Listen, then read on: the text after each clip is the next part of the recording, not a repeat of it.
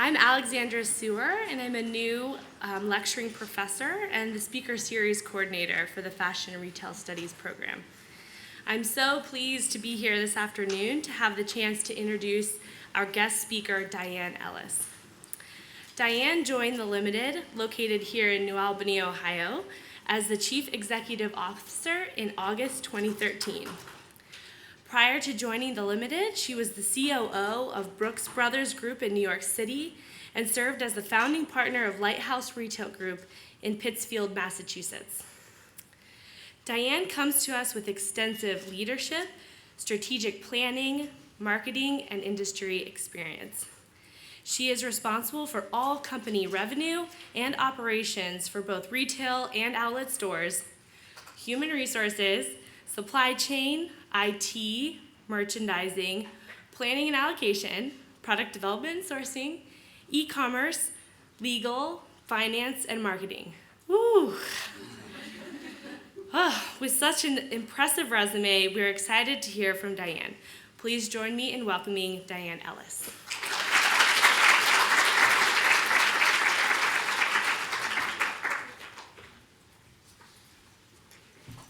Hey, good afternoon.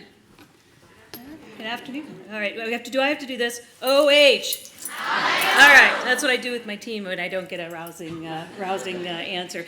So this afternoon, I'm really pleased and honored to have the opportunity to spend about an hour with you all and share a little bit about our journey at The Limited to reinvigorate what is and was one of the most iconic brands in American retail. So, I'm going to give you a little insight into a little journey about where the brand was when I joined about 2 years ago. And this next video that you're going to see is going to give you a little bit of a view into kind of a little bit of the history of the brand and where the brand was.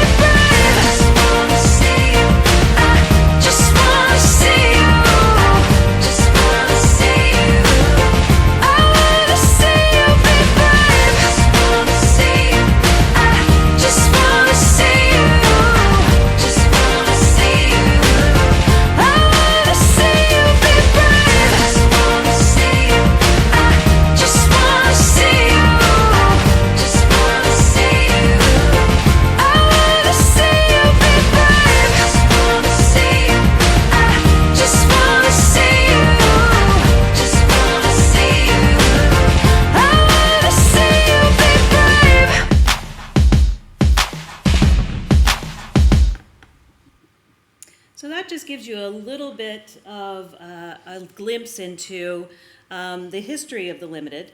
And today we're going to talk a little bit about the journey towards a new brand vision for the Limited and a new target client for the Limited. Because as that video kind of showed you, when I joined about 2 years ago, the Limited was celebrating its 50th anniversary in retail, which is kind of hard to believe that the Limited is 50 years old, but it was really the first and a pioneer in the space of mall-based specialty apparel retailing, and actually, as you all know, started here with one store in Columbus, Ohio, and grew at its peak to a chain of over 1,000 retail stores across the United States, and was the dominant player in the retail industry. Over the course of a number of years, the focus of Limited Brands, who owned the Limited at that time, kind of shifted more to non-apparel with the birth of Victoria's Secret and Bath & Body Works out of the kind of apparel space into the intimate space and some of the non-apparel space. And so the Limited kind of became a little bit of a ugly stepchild, to say, in terms of the amount of investment and continued focus that it received as part of that brand portfolio. And so at the time that I joined, we were down to about 300 stores at that point in time, and the brand had really not been nurtured very much. And so what you see, that video was actually the video of the first brand day, the day we bring together all of our associates here in Columbus from across the United States, and was really the rallying cry to bring the brand back to its original iconic space in the retail industry, from where it had kind of evolved to over the course of the last couple of decades. So today we're going to talk a little bit about, again, the journey towards a new brand vision for the Limited and the target client for the Limited. The role that Scandal, and how many of you watch Scandal? Well, gee, we don't have many Scandal washers, but anyway, you're not necessarily our target client, but our target client's a little older. But the role that Scandal played in helping us to accelerate the repositioning of the Limited brand, and the impact that that had on our brand and our business, and kind of where we are evolving to from that jump start of our brand that we did in our partnership and collaboration with Scandal. So we'll talk a little bit about that. So again, today we have, just to give you a little snapshot, about 252 stores across the United States. We have a network of over 10 million client touch points on an annual basis. Our e-commerce sales have grown to over 25%. We're now this year going to end somewhere around 29% of sales in the e-commerce space, which is very highly penetrated. If you look at any of our competition in the specialty space, we're actually one of the highest penetrated e-com businesses out there in specialty, particularly given that we didn't start as a catalog retailer or a direct retailer. We have over 1.8 million active clients in our client database, and about 34 million people visit thelimited.com annually in terms of our website. We have about close to 10 million people have accessed our brand through mobile. Our mobile penetration is up at around 50%. At this point, and we have at this point about hovering somewhere close to, at this point, 400,000 Facebook fans, and also have a very strong Pinterest and Instagram social media presence. So at the point that I joined the brand, the kind of starting point of our journey, the challenges that we faced was there was a lack of clarity in the organization on who we were, who our client was, and as a result, we were unclear as to where we were going as a brand. We had very low brand awareness. You find, living in Columbus, that's hard to believe because everybody knows the Limited in Columbus, I would think. But on a national level, because there had not been a lot of national advertising or a lot of marketing and branding focus for a number of years, the brand awareness had eroded and dropped to a pretty low level.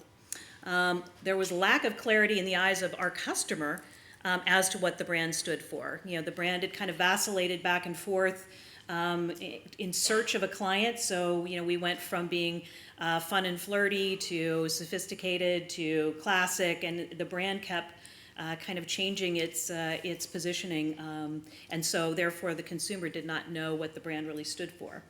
And As a result, there was a decline over the last 3 or 4 years prior to my coming on board of about 30% decline in our active customer file during that time frame, compounded by the fact that mall foot traffic is declining for every retailer. Mall foot traffic is down year on year, running in the 7 to 8% range in average in malls. And so that makes for a very difficult model, because your rents in your mall-based stores go up on average about 3% a year, under the old assumption that you would increase your traffic by 3% a year based on the mall attracting more foot traffic. But the reality is the rents go up 3% and the foot traffic is down 7 to 8%, and you guys can do the math. That model is very difficult to sustain. So in that model, then a lot of increasing focus and dependence on heavy discounting as a means to try to drive traffic, not just with the Limit, but all of our competitors, because of that lack of foot traffic, trying to use discounting as a way to lever that traffic up and down. Now, with those challenges, which seem somewhat daunting, the opportunities were that, again, the Limited is an iconic brand. It has a very strong legacy and a very strong DNA. There's a strong DNA in the brand that can be kind of resuscitated. We had a very committed, talented, and passionate team, and that was honestly the number one reason why I came to join the Limited, because I was so impressed with the passion that the team had for the brand. And then there's a very strong and highly penetrated online business, which again is a point of strength that we could build upon and leverage as we move forward. So we kind of day one or day three, maybe it was, after I came on board, being I grew up, part of my career grew up in the consulting industry and spent a lot of time as a strategic brand positioning consultant. So the first thing we did was map out kind of our roadmap to rebuilding our brand and our brand positioning. And so we did a lot of consumer research, first and foremost, to understand who our potential consumer was, who our existing client was, who our target client might be, understanding our competitive set, understanding our core competencies and weaknesses, and looking at kind of what's happening in the economic and regulatory environment that we needed to be aware of as we began to shape our plan. We then took that research about our client, deep consumer research. We did a lot of segmentation analysis to understand among specialty apparel shoppers what's the appropriate segments that we should look at, and who amongst those segments is our target segment. And we actually, we'll talk about it in a minute, did I would say a little bit more innovative view of how to look at those segments so that we could get something that we could act upon more effectively. We defined our core values as a brand in terms of those values by which we operate and live and interact with internally and externally. We defined our brand promises and our brand DNA, and also leveraged kind of, again, looking at understanding what those core competencies are. And that all is around defining who we are, because we needed to know what that was. And then second, knowing who we are and what strengths we could leverage, we defined our kind of where we're going to go. Where is our end state? And there we defined our vision and mission, the brand positioning that I'll talk to you about in a minute, and our kind of financial and performance objectives. And then with that defined, that end state in mind, we defined how we're going to get there. What are the key initiatives that we need to undertake to move us from where we are today to where we want to be in the future, and what are those behaviors, actions, and the changes to our business operating model necessary to be able to deliver that change. And from that, we developed a very detailed, fully articulated 5-year business plan that laid that all out. So defining the limited target client, we found that the most meaningful way to segment customers was not around a demographic, as many retailers do, but around a psychographic measure, an attitudinal segmentation. And so we asked our clients what one word would they use to describe their personal style. And we found that that was a very meaningful way for us to segment our customers. And among shoppers, those who have shopped specialty apparel retail, they're a very homogeneous group demographically. They're generally 25 to 45, 75 to 100,000 annual income, slightly more likely than not to be married, and so it's a very homogeneous group. So if you were trying to understand who to target by demographic, it's not very actionable or meaningful, particularly for your merchant or your marketing team to act upon. We found that by segmenting on personal style among that homogeneous group, we found there were 5 key segments that were actually very distinctly different in terms of their attitudes towards personal style. So there are 3 on the right-hand side. The timeless traditionals and the relaxed minimalists are folks who, again, wear clothing. These are women whose clothing does not really mean a whole lot to them in who they are as individuals. They don't associate self with what they wear. Clothing is more of a necessity. They don't like to shop. They don't spend a lot on shopping.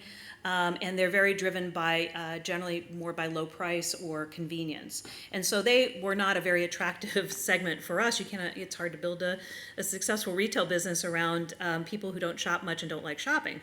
And then also within that group was what we call the fun and flirties. And those are people whose personal style is described where they're very much the center of attention. They wear clothing that attracts attention to themselves. They're kind of more overtly sexy in their clothes, and it's interesting. You can have fun and flirties who are 25, and you can have fun and flirties who are 45. It has nothing to do with age. It's more, again, your attitude in terms of how you want to express yourself in your personal style. And they spend on average in the $400 to $500 range on a 6-month basis. So they're not the largest spend pool that's out there. And again, we felt that was probably not an appropriate target for us. So there were 2 targets that actually came out, the sophisticated professional and the on-trend professional. They spend the most. They spend on average about $1,200 a year annually on clothing.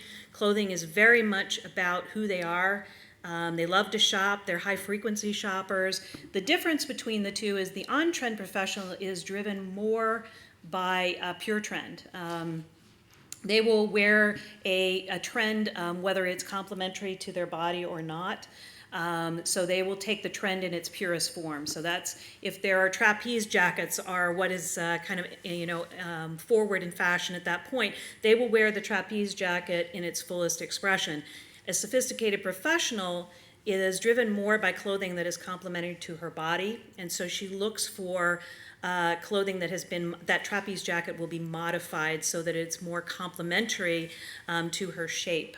And so that was one, I would say, the biggest difference, both very, very high spend and both very, very important and relevant targets for us. And given that, again, we felt our client and our brand resonated more with that not leading edge of fashion, but that more interpreted fashion that is appropriate for her lifestyle, we felt that the sophisticated professional was the appropriate target for us, represented a nice sized market share, and our highest share of market already was within that group, so it was a logical choice for us.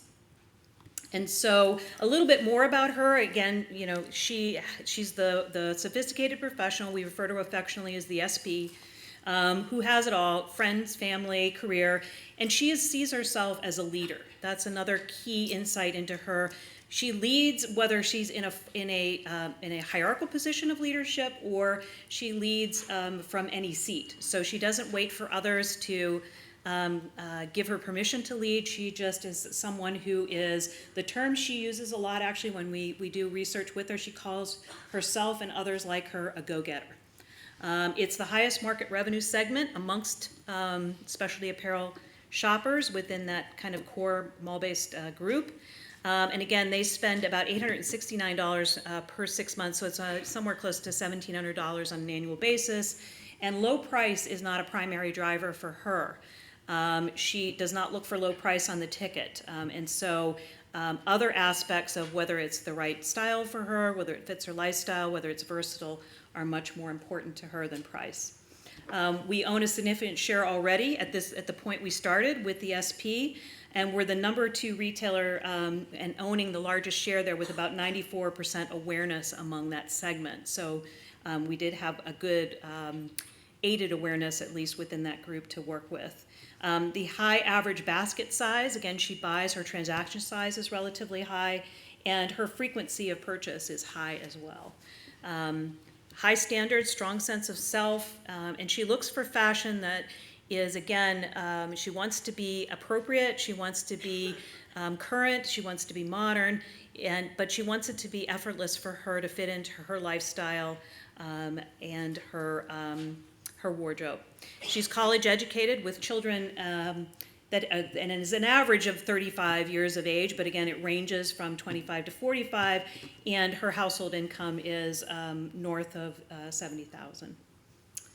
So from that, we also derived our vision and mission, which again are the things that we bring back again and again to filter all of our planning and our process through and how we approach the business. And our vision is to empower personal style and inspire possibilities. And so that vision is a little bit broader than just something related to apparel, because we feel if we can build a relationship with this SP client, that we can extend that relationship beyond just apparel into other aspects of her life, whether that's services or other non-apparel related purchases. And our mission, our goal is to be the preferred modern lifestyle brand and trusted fashion advisor to confident SPs or confident women everywhere. And so again, it says nothing about mall, says nothing about U.S. only, and so it gives us that bandwidth to continue to grow the business beyond what it is today. So our brand purpose, we've talked a little bit about that vision. We ended up with 7 guiding principles for our brand. Again, further filters for us to use as we begin to develop our strategic plan and our business plan. And we talked about how important it was to make it personal, to tailor the experience to her. She is looking for someone who knows her and understands her. And so in our marketing and in our offering in our store and our website, it's very important to make it personal. She wants to be inspired. She buys based on being inspired and the emotion of product. And so it's very important to have product that evokes emotion and inspires her, whether that's through evoking fantasies about travel or fantasies about different places. She loves to have that inspiration as part of her shopping experience. She wants a trusted advisor, someone who, again, she's very confident, so she doesn't need someone to give her confidence, but she needs someone who can bring something to the table as a partner that she doesn't have. So a level of expertise around wardrobing and apparel that perhaps she doesn't have. So think of it as a financial advisor. You go to a financial advisor not because you're not smart, but because the financial advisor has deeper capabilities that they can bring to the table, and they become a trusted advisor to you. Empowering outfitting is also very important to her. She wants us to show her, literally show her in every way we can, outfits and outfitting ideas and how she can put things together in a different way that reflect her own personal style. And with that, again, highlighting that versatility, so showing her that she can take a knit jacket and wear it with a dress pant to work, and then turn around and flop the bottom of it into a jean, and have that versatility for the weekend. So versatility is very important to her. Quality, again, the brand had started to take quite a bit out of the make of the product in order to try to achieve low prices, and with the information we got from the consumer research we did and understanding this target, low price is not important to her, quality is. And so it gave us permission to put more quality and put quality first in the make of the product. And then being consistent across all touch points. We are an omni-channel brand. We have both retail stores, we have outlet stores, and we have, again, a very large online business. And so making sure that that brand experience is consistent across all those omni-channel touch points is really critical. So, again, the differentiators for the SP, what are the kind of 1, 2, or 3 things that we have to do better to be really her store of first choice, or her retailer of first choice, or her brand of first choice? We need to make sure it reflects her lifestyle and addresses her need for versatility, putting multiple looks together that really reflect her personality. We also need to be known for outfit completers and changers, those things that kind of pull together that polished look from head to toe. And we need to be a destination for collections and signature styles and items, like our Ashton blouse or our exact stretch pant that she comes back to us again and again for. So you create one aspect of the appeal is around the emotion and the surprise of the new collections that we deliver every 4 to 6 weeks. And the other is these trusted kind of signature items that she knows that she can count on us for, that are kind of the wardrobe warriors of her wardrobe that she can come back to again and again, like our key item blouses, our key item pants, etc. So we began that process, laid out our entire plan, and we began to think about how do we begin to have the limited more associated with those attributes that the sophisticated professional is looking for, and how do we jumpstart that process? And I'd like to tell you it was a brilliant marketing idea on my part that moved us to Scandal, but it was actually very serendipitous. At the time we're just completing our strategic plan, we got a call from a lawyer in California who said, would you be interested in doing an exclusive line in collaboration with Scandal and ABC? And we said, And as we thought about it, we did some research very quickly and found that, our client related to Olivia Pope, the main character of the show, as being the epitome of sophisticated professional, and saw her as a real icon and a real someone that she admired and aspired to be like. And so when we kind of quickly ran that research, we were really intrigued with the opportunity and said, hey, let's give that a shot. And the interesting story is that we said okay, and then nothing kind of happened for a little while. This was probably November of 2013, and we got a call over Christmas holiday from the folks in California, and they said, can you be out in California on January 7th to meet with Shonda Rhimes, who's the producer of the show, and Lynn Paolo, who's the costume designer of the show, and Kerry Washington, and present the collection. Well, we didn't have a collection. And so we called our designer who was in London, and he flew back and he binge watched 2 seasons of Scandal in 3 days, and went off over the Christmas holiday with his team and came out with a whole storyboarded collection. We flew out to California on the 7th, presented to Shonda and the team, and they loved it. And we were off and running. So it was actually a very serendipitous story. We like to believe that there was some divine intervention there to help us out. So, but why, again, did we think Scandal was the right route to take? Scandal was a brand that we learned that was relevant and already aspirational to our sophisticated professional. So by taking your brand that may not have those strong attributes, aligning it with a brand that already has that, there's the opportunity to jumpstart that process in a way that would take you years and years to do on your own. We levered that partnership and accelerated our consideration to accelerate that and build trust with our target client. And it was an opportunity for us to use Scandal as a way to rebrand and tell our story about who we are and what we stand for. And it was sort of the Limited's coming out party, our way of becoming part of the conversation again, to become relevant again to our target client. So this is a little bit about the collection. Need more options, There needs to be a way that you can feel like a woman, feel feminine and beautiful, and still feel like you are in full control.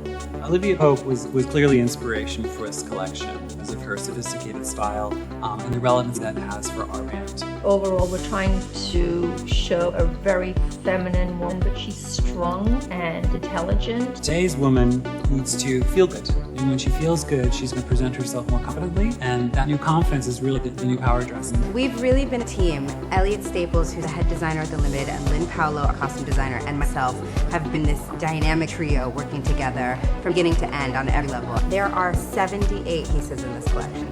But with those 78 pieces, you could come up... Oops. Maybe a little stuck. Let me see if it goes. Oh, well, it may have gotten stuck. Sorry, we may try it. But anyway, you'll get the drift of it, so sorry about that.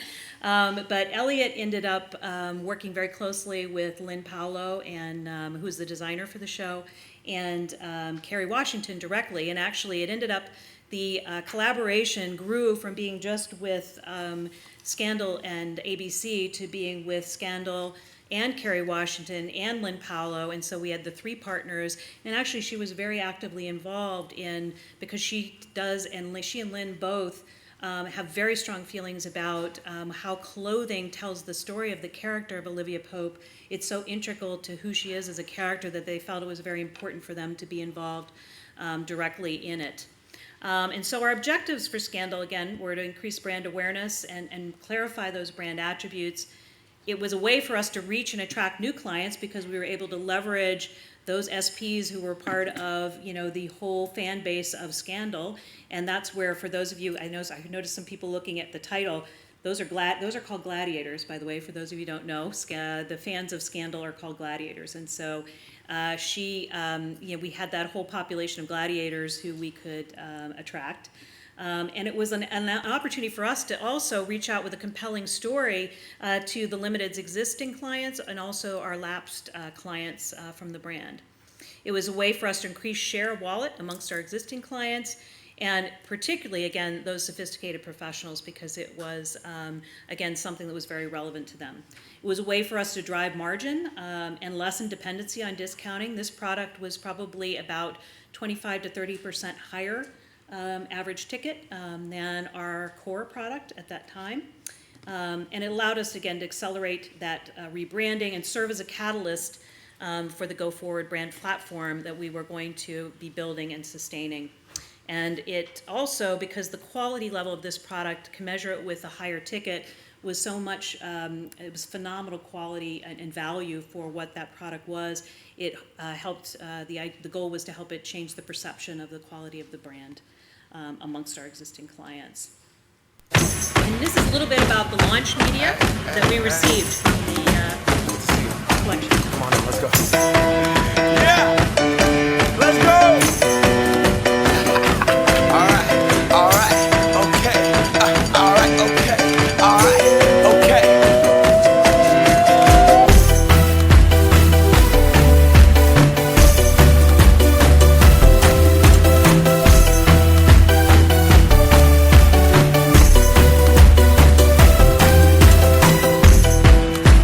To have a line that's professional and fashion forward and elegant and feminine and sexy, just sexy enough for work without being inappropriate, that's what we're going for. It's a beautiful collection that really embodies the essence of Olivia Pope. Very sophisticated, confident, modern, powerful, but yet feminine and sexy. Now the Scandal star is blending her style with the expertise of Scandal's costume designer, Lynn Powell. Yep, lost it again. Okay, must not like it after it's certain, but you get kind of the drift of that was the kind of some of the launch media that we received. Again, we'll talk a little bit more about what that resulted in. So the earned media related to Scandal was gained about 4.2 billion impressions, and that was in a 3-month period. When you say earned media, that is non-paid media, so that's through PR that we received, and placements in over 1,000 different newspapers, magazines, etc., all across the country. What it resulted in, again, also from a social media perspective, was about 30,000 Facebook fans, which was about a 9% increase. And this was actually, these metrics are within the first month and a half of launching the Scandal collection. We had 10,000 followers plus on Twitter, which was about 166% increase, and about close to 18,000 fans on Instagram, which was about 151% increase for us. In our overall social media, we achieved an amazing 48% engagement rate, which is extremely high. And to date, this was as of, again, these statistics were within a couple months of the launch. There were 175,000 interactions with the hashtag Scandal Style at the Limited. And so around the internet, posts about the Limited in that month and a half post the launch increased by almost 700%. So, the journey kind of continues. So we did the Scandal collection for fall of 2014 and spring of 2015. We had always planned to orchestrate it as only a year-long deal because at the time we did the deal with Scandal, they were in season, I think it was season 4. And normally for programs like that hit that kind of peak of popularity, we didn't want to continue the relationship beyond a year because it may be in post-arc or in its post-peak. And so the goal of it again was to kind of jumpstart it, and so that collection, the last collection, was debuted in May of 2015. So we then said, okay, now how do we take what we've started with there and the growth that has done in building our awareness, and again those objectives that we laid out, I think every single one of them we achieved or exceeded with the Scandal launch. And so now what's next? And so we are looking to kind of build campaign strategies that further build that brand awareness and equity and nurture our new clients that were brought to the brand, continue to exploit social media to build deeper engagement, and integrate all the touch points of the brand to continue to reinforce that. Some of the work that we did in developing the branding campaign around Scandal, we used an agency, an advertising agency out of New York called Yard, and they developed a follow-on program for us based on a number of shop-alongs and closet studies that we did with a sophisticated professional. We found that she, again, admires celebrities like Kerry Washington and characters like Olivia Pope, but she really is inspired by women like her, real women like her. She talked a lot about the fact that she's inspired by the woman down the street who is a teacher who may have an autistic child but still manages to, without invitation, to take a leadership role in her school and make sure that the students there get the best education that they can get. And she doesn't wait for an invitation. She is what she terms a go-getter. And so it began the conversation to say, let's evolve from these fictional characters to real women and women who lead from any seat. And it began the conversation about what does leading look like among women? What does this new look of leadership look like? Because many of the women leaders that are out there in the public space today felt that they had to dress like men in order to be perceived as leaders. And so these women, our SPs, are looking at women like themselves and saying, I can still be feminine, I can still be, reflect a level of sexiness, appropriate sexiness, I can still be who I am and lead from any seat. So the topic of the kind of public zeitgeist around this whole conversation about this new paradigm of leadership became the basis of our campaign that we call the New Look of Leadership. And I think the video will set that up now. A leader is someone who has the genuine desire to show up for the world and bring forth an energy of positivity and grace. I teach women that they can do whatever they hope to do, and they shouldn't wait to be given permission. When you walk into the room, you can set the tone, you know exactly what your responsibilities are, and you know how to deliver. Leading looks like making a decision and standing behind it. For me, being a leader means being able to bring people into the room who might not have ordinarily been in the room, and making sure that we are engaging more voices and bringing more voices to the table. Being a great leader to me allows me to feel like I bring something of value to the universe. Leadership is not setting limits for yourself, knowing that you can do anything. Leading looks like courage, conviction, and kindness together. Leading looks like empowerment. Leading looks like whatever you see in the mirror. The best leader is you. And if there was one message that I could send to the next generation of women, it's that. When you know that you're loved, when you know that you're smart, when you know that you're beautiful, then you know that you can accomplish anything. You understand your value and you ask for what you're worth. It doesn't matter who you are. Success is self-defined, and you just need to go after it. The best advice I've ever been given is that when you change the way you look at things, the things you look at change. Always trust your gut. If you think you're right, you probably are. And even if you think you're wrong, you're probably right. Women need to be two things, fearless and shameless. It's really important to think about how leaders aren't alone. You know, they need a team. They need to be part of a community. And I say that in as much as we're spotlighting leadership, we also need to remember that without followers, leaders wouldn't be leaders. So that's just one of our many video campaigns around that, and those are all, again, real clients of The Limited. We actually went out and recruited from our stores real women, and those are all unscripted leadership views from all of them. And so that new look of leadership continues to evolve, and we're seeing great response to that campaign. This campaign is less about buzz and more about deep engagement and building a deeper emotional engagement with our client and becoming more meaningful to her as a brand by representing an agenda that she is very much behind and interested in. So with that, I thank you for your attention. I was kind of crowded in here, so I thank you guys for sticking with me for this presentation, and I just want to open it up to Q&A. Anyone? Bueller? Okay, we got one in the middle. Hi, my name is Ashley Casimiro. I actually am interning at The Limited at Easton right now as a visual brand associate. Great. And I know that there's a movement away from like the classic suiting, like the black suiting and navy suiting. What's the idea behind that? That's a great question because we found that our client, one of the learnings that we've gotten from the sophisticated professional is that the majority of her work wardrobe is actually what we would call refined business casual or refined casual. And so she very rarely wears a formal suit. She will wear it on days when we like to call it when she wants to own the room. So if she's got a presentation or she's got an interview, but her, as again, most women consumers, their day in, day out, wear to work wardrobe has evolved to more relaxed business casual and less about kind of, lack of a better term, matchy suiting.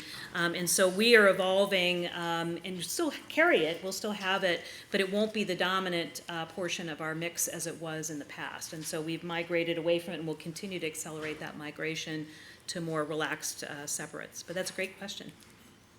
Anybody else? Oh, wait, one in the front, yeah. If the Scandal collaboration would have never happened, what was your intended evolution? That's a good question. We would have figured something out. I don't I don't know. We were actually very fortunate that came. It would have been, I have to say, it would have been more challenging because to get when you see that 4.2 billion impressions that we got for free, it wasn't in essence for free. We had to pay royalty and a number of things. But if we had to go out and buy that advertising, there was no way that we could, in a short time frame, afford to buy that level of eyeballs and marketing. So it would have been a much longer journey to build that awareness over time. So it was, again, a very, I would say, serendipitous kind of thing that happened. But as somebody smart told me, the people who are successful know an opportunity when it drops in front of them and they're able to recognize it. So, our team, rather than saying, which I'm most proud of, is our team, most teams would have said, you're crazy, there's no way we can develop a collection and because again, we normally do our collections for fall. We start working those in the, July, August timeframe for the next year's fall. We started the process from nothing in December and delivered the entire campaign, the entire collection for a debut in August, September.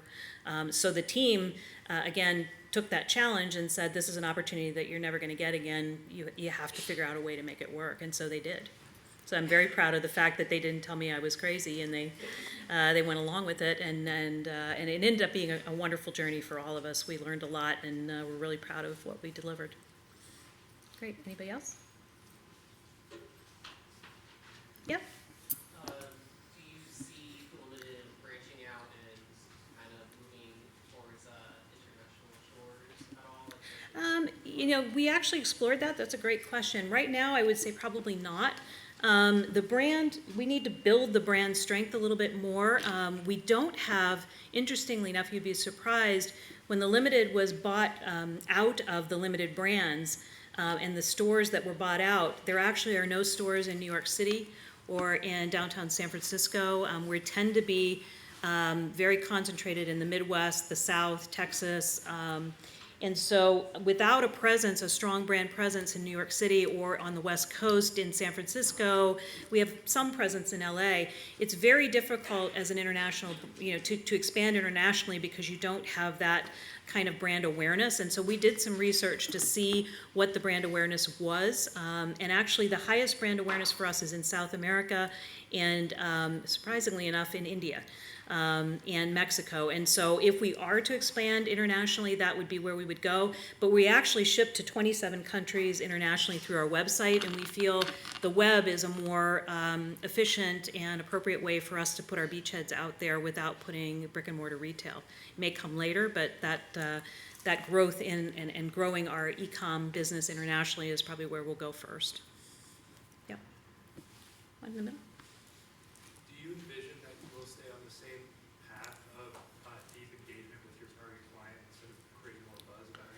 Yeah, I think, ultimately the engagement part of it, really is where you build the, where it converts into transactions is through that deeper engagement. The buzz is kind of raising awareness and you getting more people into the funnel.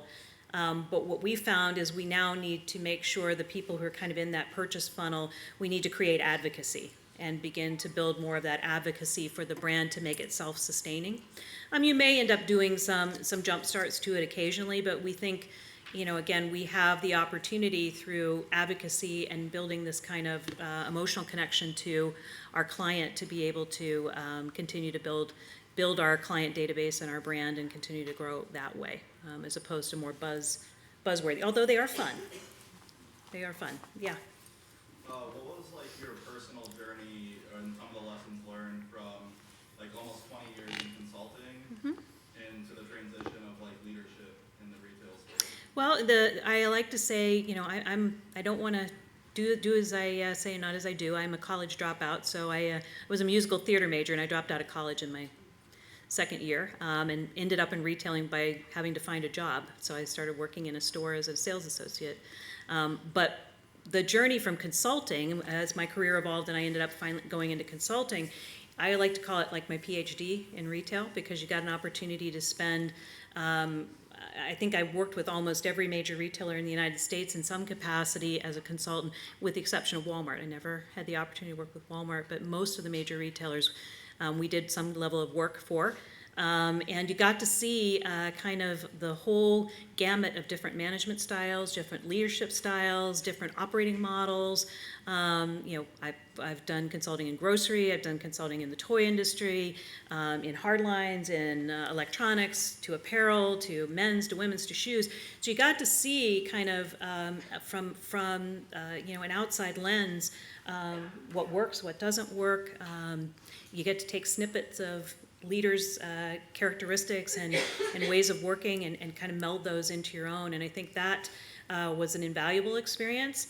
The shift from consulting to being a president, COO, or a CEO of a company, the hardest challenge is maintaining your objectivity because you begin to fall in love with your own brand and your own business and your own people, and it becomes harder to see things objectively. So that's the challenge on the other side is when you're a consultant, you don't get to necessarily, you can influence, but you can't drive.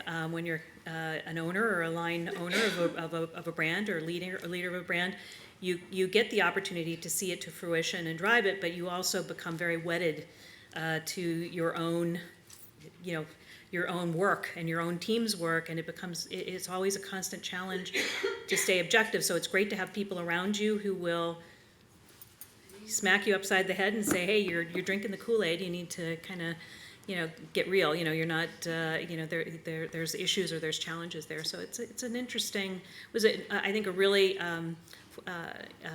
wonderful journey for me. And without that experience, I don't think I would be doing what I'm doing today. Yeah.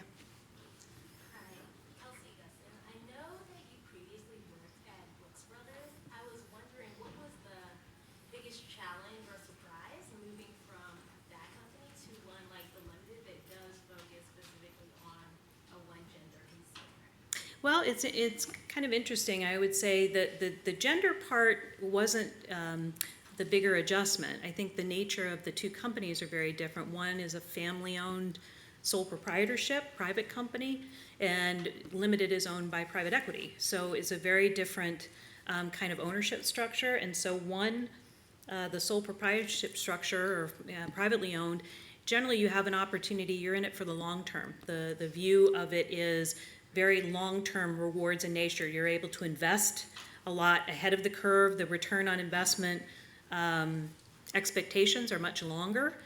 When you're in a private equity, those expectations are very short-term because of the nature of the private equity relationship. So when you're trying to brand in private equity, it is challenging because you don't have the luxury of investing a lot ahead of the curve and waiting a long time for it to materialize. You have to deliver results in a shorter term fashion. So I would say that's probably the biggest difference. From a merchandising perspective, it's faster. I mean, we delivered 2 primary seasons at Brooks Brothers, and so there was a lot more time in the whole concept to client process. We deliver a new collection every 4 to 6 weeks, so I affectionately refer to it as the gerbil wheel. Because you're working multiple collections at the same time, and you have to be so disciplined around your product lifecycle development calendar, because if you fall behind, it's a cumulative kind of effect. So it's very fast-paced, and you have to be very, very disciplined about staying to that calendar. But yeah, and women are more fun because they buy more and don't buy as much. Yeah.